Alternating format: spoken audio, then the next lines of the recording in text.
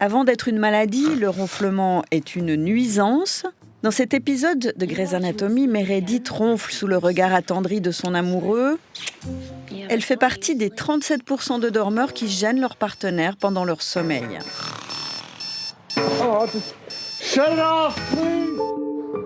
On se représente généralement un ronfleur comme un homme d'âge mûr et en surpoids. Pourtant, les téléspectateurs qui ont accepté de témoigner pour À bon entendeur ne correspondent pas du tout à ce portrait robot. C'est embêtant, le ronflement quand on vit avec quelqu'un. Elle se réveille parce que je ronfle. Et du coup, je me réveille aussi parce qu'elle me dit que je ronfle. Et personne n'arrive à se reposer complètement. Et puis, c'est vrai que le ronflement, c'est quand même quelque chose d'embêtant.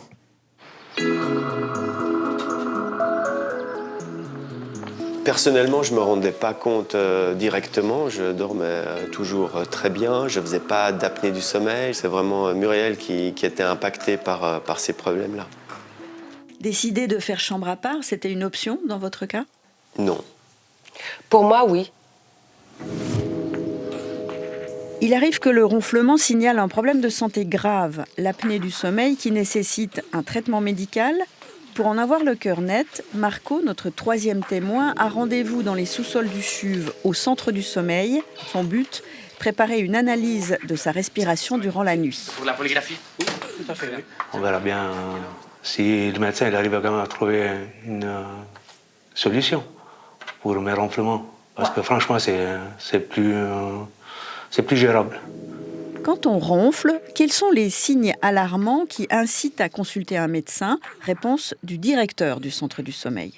Si on ronfle et qu'on est fatigué pendant la journée, ou si on ronfle et que le ou la partenaire rapporte des arrêts du ronflement avec une reprise bruyante, là oui, il y a une possibilité d'apnée du sommeil, qui est clairement une maladie avec des conséquences non seulement au niveau cardiovasculaire, mais aussi sur le bien-être pendant la journée. Donc là, il faut clairement consulter. Donc voilà, Alors tout d'abord, voir son généraliste qui peut déjà faire un examen de dépistage, voir si le taux d'oxygène est stable pendant la nuit, par exemple, ou s'il y a des chutes d'oxygène qui suggèrent des arrêts de la respiration. Je vais faire tout ça. Puis, Un technicien explique à Marco comment installer les différents capteurs qui vont enregistrer sa respiration pendant une nuit qui servira de test. Parce que le plus important, c'est de mettre ici l'index. L'index, voilà, comme c'est dans les dessins. Reste ensuite à suivre scrupuleusement les consignes avant de se coucher pour une nuit sous étroite surveillance. j'espère de passer une bonne nuit, en tout cas. Profitons de ce moment de sommeil pour comprendre quel mécanisme explique le ronflement. Le ronflement est dû à une vibration du voile du palais. Donc vous avez le palais dur et le palais mou avec la luette au milieu. Et c'est cette partie-là qui va vibrer quand on a un flux d'air turbulent au niveau de la gorge. Normalement, on respire par le nez et l'air s'écoule de manière laminaire ou linéaire vers les poumons. Quand on a un rétrécissement de la gorge, ce flux d'air devient turbulent, c'est-à-dire qu'il commence à vibrer et ça fait vibrer le voile du palais, ce qui va produire ce bruit typique du ronflement. Tout s'est bien passé ? Ça a bien été, oui. Alors, on va attendre le technicien. Le lendemain, retour au centre du sommeil pour l'analyse des données par le médecin, suivi d'un décryptage avec le principal intéressé. Alors je vais vous montrer les résultats de l'examen que vous avez fait hier soir. Là, on voit la position dans laquelle vous avez dormi. Donc, vous étiez sur le dos, vous étiez sur le côté gauche, sur le dos, un tout petit peu sur le côté droite. On voit qu'il y a très, très peu d'arrêt de la respiration. Donc ça, c'est plutôt rassurant. Ça, c'est la bonne nouvelle du jour. Donc, c'est un ronflement. C'est embêtant parce que c'est une nuisance pour surtout votre entourage. Par contre, c'est pas dangereux pour votre santé, dans le sens qu'il n'y a pas de manque d'oxygène pendant la nuit. Donc là, si on regarde les chiffres... Donc là, vous avez 8 baisses de la respiration par heure de sommeil. Donc, jusqu'à 5, c'est tout à fait normal. Entre 5 et 15, c'est léger. Entre 15 et 30, c'est modéré. Au-delà de 30, on commence vraiment à s'inquiéter. Okay. Donc là, vous êtes dans une zone encore légère. Donc, mon premier conseil, ça serait de ne pas prendre de poids. Essayez de perdre, maybe 3-4 kilos. Ça peut diminuer déjà un petit peu le ronflement. Qu'est-ce que vous pensez de ce que le médecin vient de vous dire ? Première des choses, c'est déjà très rassurant que je ne fais pas des apnées de sommeil. Et puis, je vais suivre ses conseils dus à la perte du poids. Je vais aussi rassurer madame qu'on a du positif. Marco est donc rassuré pour sa santé. Il lui reste maintenant à trouver des solutions pour atténuer ses ronflements. Jeune papa, bricoleur à ses heures, Vincent a souhaité témoigner dans À bon entendeur parce qu'il cherche vainement une solution à son problème. Je pense que ça doit faire une année que je ronfle. Avant, vivant seul, je me rendais pas compte. Je passais des nuits tranquilles, paisibles. C'est déjà arrivé de partir. Soit moi ou plus souvent ma compagne qui est énervée, donc qui va dormir sur le canapé.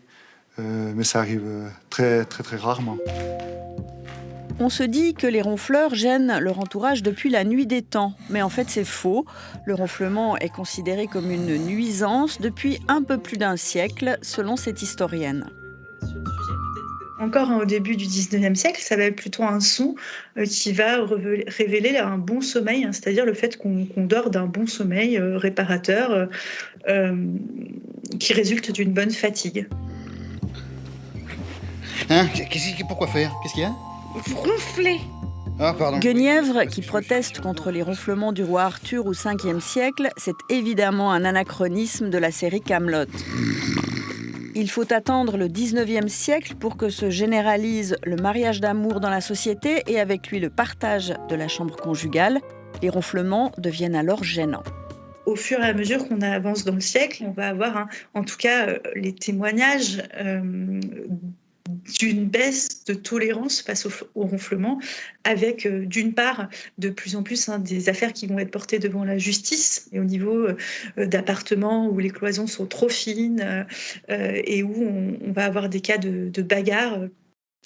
Et d'autre part, dans la presse, on va avoir de plus en plus de témoignages, notamment de témoignages de conjoints ou de conjointes qui vont se plaindre des gênes qui sont causés par les ronflements du conjoint. Donc, on va avoir certaines demandes de solutions pour que le conjoint arrête de ronfler, des espèces d'injonctions aux médecins pour qu'ils trouvent des solutions.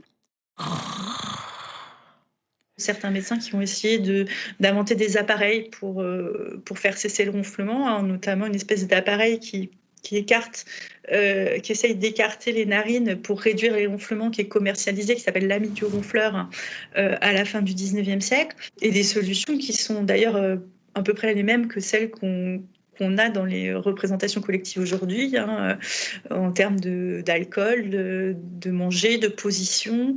On conseille des fois aussi de siffler, déjà à la fin du 19e siècle, pour faire changer le ronfleur de position. Donc finalement, les remèdes n'ont pas vraiment changé en un siècle non plus, dans ce qui est conseillé en tout cas. Des solutions que Louis de Funès applique avec un succès discutable dans La Grande Vadrouille, une des scènes de ronflement les plus célèbres du cinéma français.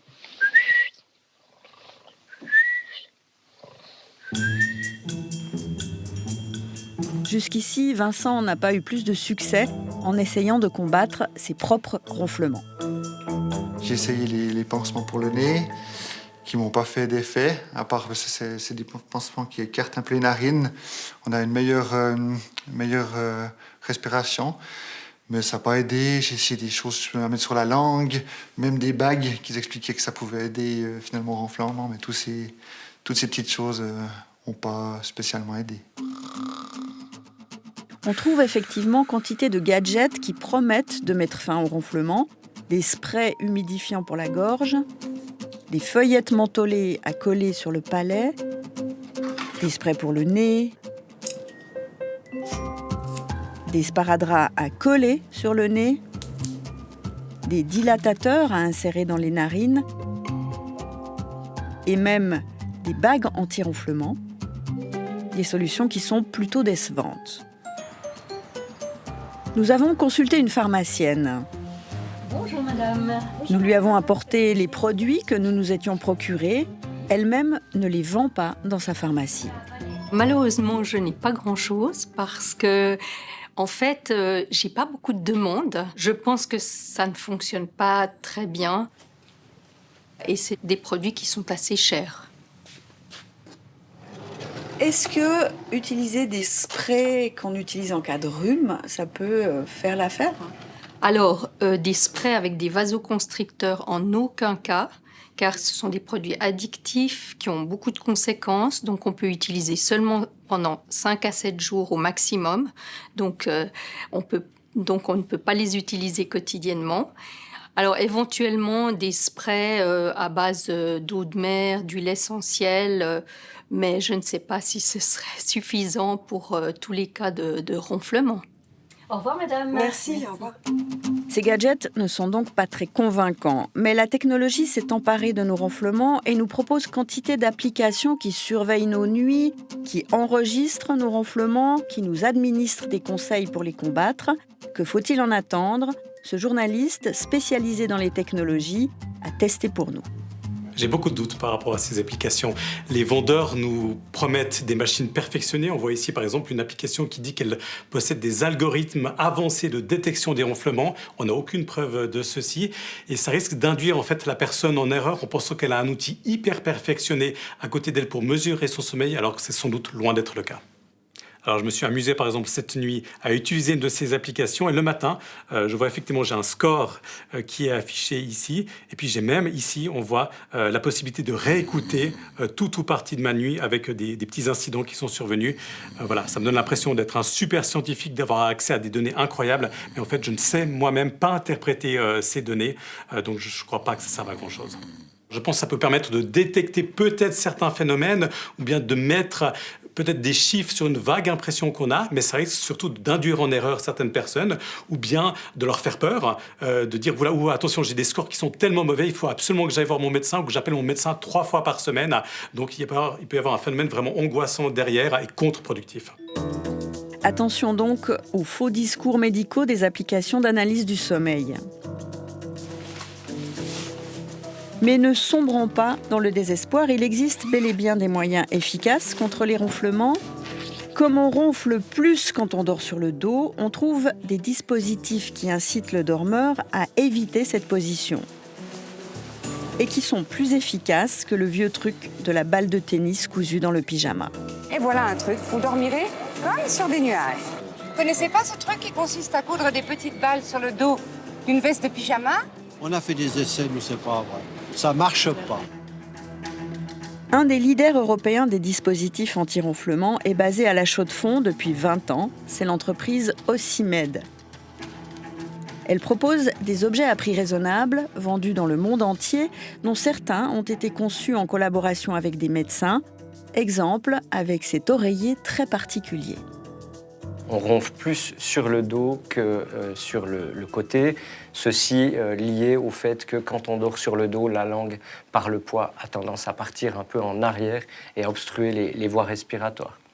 Alors nous, de notre côté, on a 2 solutions. On a des oreillers de positionnement et on a des systèmes d'alarme avec une ceinture thoracique. Alors cet oreiller-là a été étudié pour diminuer les ronflements. Ça n'est pas un simple oreiller ergonomique, on va dire. On va avoir ici une partie centrale bombée qui va inviter de nouveau le dormeur à ne pas rester stable sur le dos et à dormir sur le côté. Si sa tête est ici et que sa mâchoire se trouve dans cette position, on voit que par le plan incliné, sa mâchoire inférieure et sa langue vont être poussées par son propre poids vers l'avant, et vers le bas, évidemment, de manière à ne pas avoir une langue et une mâchoire qui partent en arrière. Mais le dispositif le plus efficace contre les ronflements est aussi plus invasif. Il agit sur la position de la mâchoire pendant le sommeil. On l'appelle orthèse d'avancement mandibulaire, plus simplement dit gouttière. Explication du médecin. C'est 2 gouttières reliées entre elles qui vous obligent à dormir avec la mâchoire en avant. Et si vous avez la mâchoire en avant, la langue vient aussi en avant et ça libère le passage pour l'air au niveau de la gorge. Donc vous avez moins de risques d'avoir ces obstructions de la gorge. Et ça marche plutôt bien, effectivement. Par contre, il faut avoir une dentition assez solide. Il faut ne pas avoir de douleur au niveau des articulations de la mandibule, puisque le fait de dormir avec la mâchoire en avant, c'est pas une position tout à fait naturelle. Et certaines personnes peuvent développer des douleurs au niveau de ces articulations de la mandibule, ou parfois, on peut avoir des dents qui bougent un petit peu. Donc dans ce cas-là, on est obligé de partir sur une autre thérapie. On trouve des gouttières à partir d'une 40aine de francs, mais aussi des modèles plus confortables qu'on peut former à sa mâchoire et qui nécessitent un peu de bricolage. Vincent a joué les Kobe pour à bon entendeur l'espace de quelques nuits. La partie en plastique souple des gouttières est chauffée pour prendre la forme de la dentition du ronfleur, ce qui la rend plus confortable à porter. On y adapte ensuite une languette qui va déterminer le degré d'avancement de la mâchoire inférieure, une opération qui exige un peu d'habileté. C'est pas facile.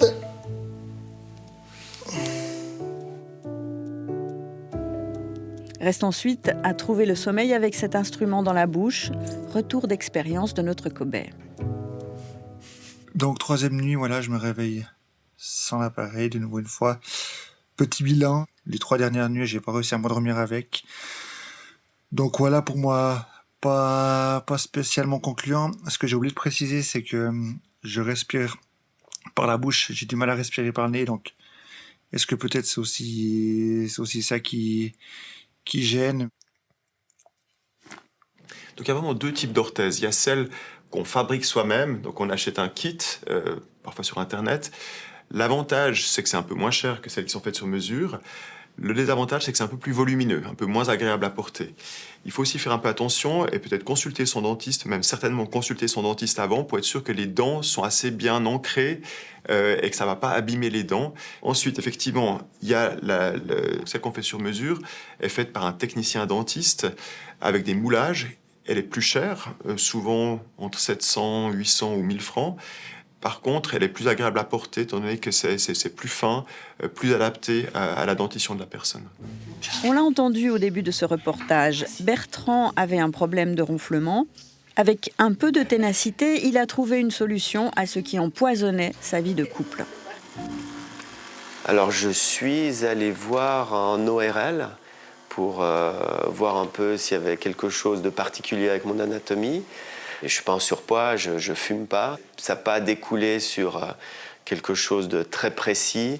Et puis, il m'a vaguement parlé d'une éventuelle opération possible, mais qui était quelque chose de très lourd, très invasif. Et puis, à l'époque, en tout cas, j'avais absolument aucune envie de me faire opérer.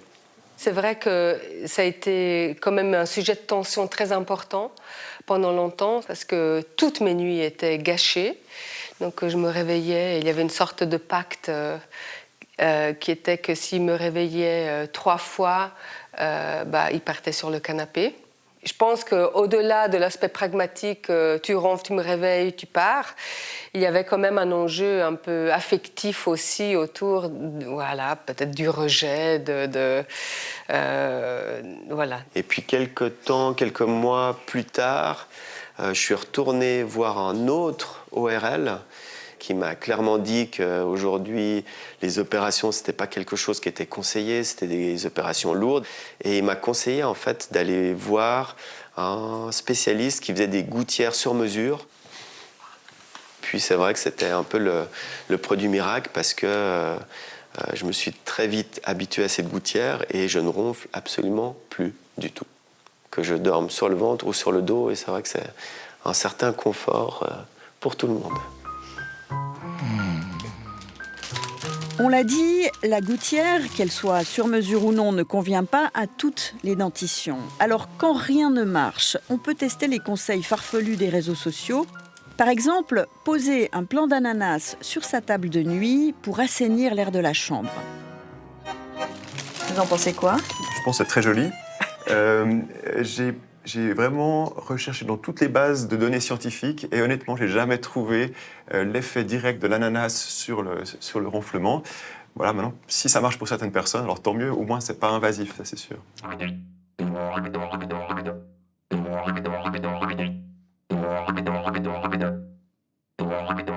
Et parmi les solutions qui ne sont pas invasives, une étude suisse publiée dans le British Journal of Medicine montre que la pratique assidue du didgeridoo réduit les ronflements et même les apnées du sommeil. Explication avec ce professeur de cet instrument australien d'origine aborigène. J'ai régulièrement des élèves qui viennent me voir pour le ronflement et les apnées du sommeil. Le didgeridoo a un impact positif sur la respiration. Le fait de pouvoir souffler et avoir une résistance, ça va provoquer une forme de contraction des muscles de la gorge, donc un effort, et ce qui fait que ça va renforcer les muscles de la gorge. Il y a différents muscles qui sont en action quand je joue le didgeridoo. Il y a tous les muscles des joues, il y a les muscles de la gorge, il y a le diaphragme, il y a les muscles abdominaux. On pourrait gonfler des ballons et puis faire cet exercice pour renforcer en fait les muscles de la gorge. C'est moins rigolo. C'est moins rigolo, effectivement. Après, la pratique du didgeridoo, ça nécessite une certaine persévérance, où je conseille plutôt de pouvoir pratiquer 3-4 fois par semaine, et une fois qu'on pratique, de prendre le temps, en tout cas de le faire 30 ou 40 minutes pour que ça soit efficace aussi en termes de musculature. Et si le son du didgeridoo vous insupporte, des exercices de physiothérapie de la langue permettent aussi de renforcer la musculature de la mâchoire. Ça peut réduire les ronflements si on est vraiment très assidu.